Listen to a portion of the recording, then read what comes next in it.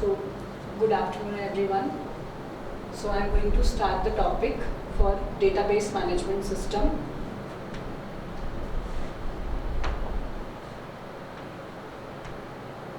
Relational data model.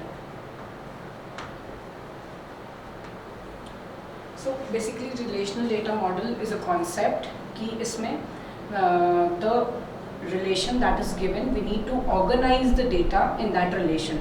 Here relation means tables. Whenever we study in DBMS, we need to remember some of the things. Relation is equal to table, tuple is equal to row or a record, degree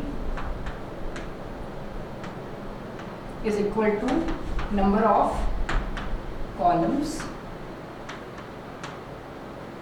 So these are the things we need to remember, as many of the times we used to say a relation, that means relation is equal to a table that is being normalized. So in relational data model concept, सबसे पहले relational model is a concept where the data is organized and normalized in a form of table. We can simplify the data and easily जो है we can normalize the data in tables. That is called relational data model.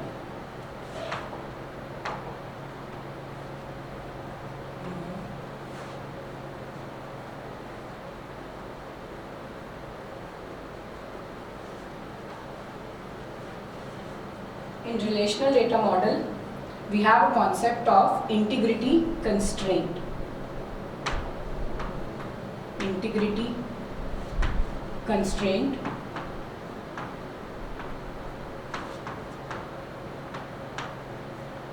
Integrity constraint is a set of rules that are need to be managed while storing a data in the database. There are 4 types of integrity constraint.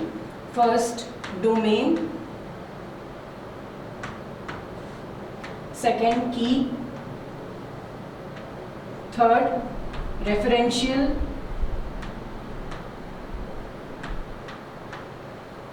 And fourth, entity. There are 2 types of entities, strong and weak. Strong entity means a person or a place on which we can be dependent, and weak entity means there are independent entities. In domain we have 2 types.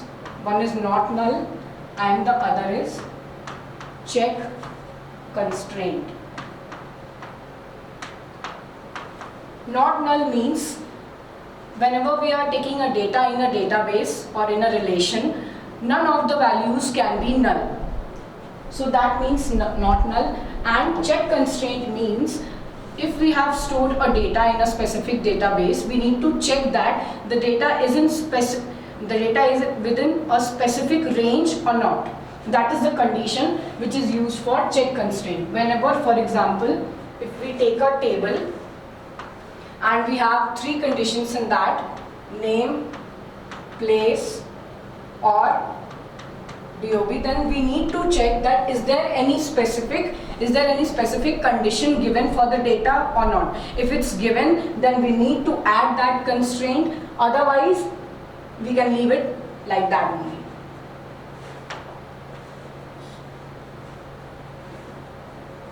So basically domain constraint means if we have a data in a relation, then that data should be within a given range. That means domain constraint. Keys we have 2, primary and candidate. We have more 5 types of keys, but in this we'll study only 2. So for first of all, primary key. . 2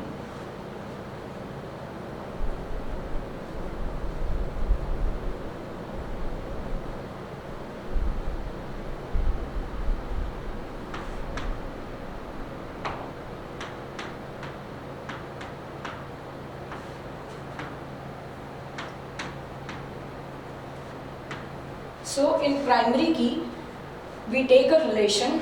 For example, we have three fields in that: name, roll number, and department. So primary key is a key in which the keys are unique.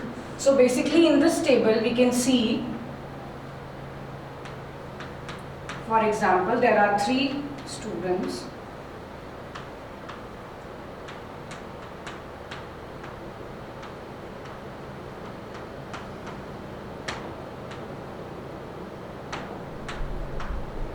Then as we can see, name can be similar.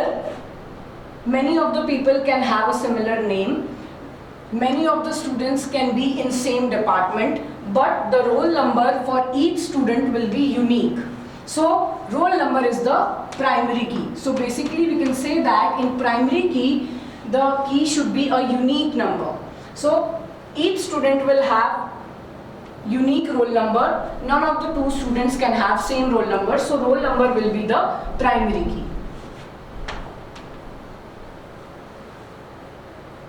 Now candidate key.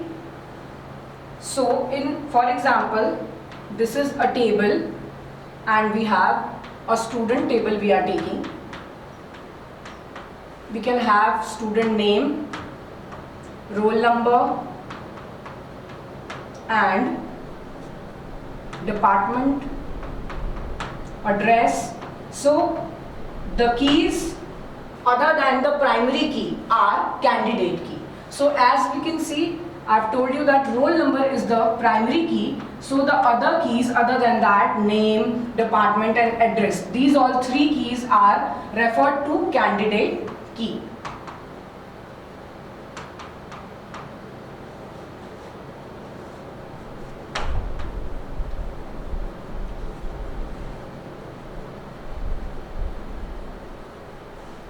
Candidate keys. Now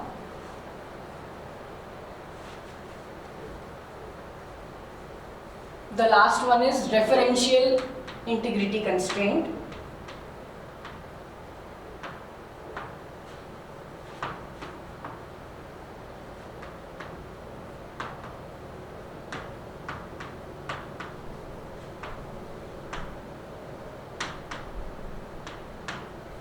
In this is also a set of rules given in order to simplify or normalize a relation given.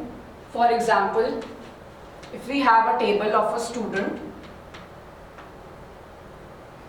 we need to check what are the rules in order to simplify it in a normalized way. We have similar normalization forms that are going to be studied further. So we will simplify this table according to the rules given for the data. Okay.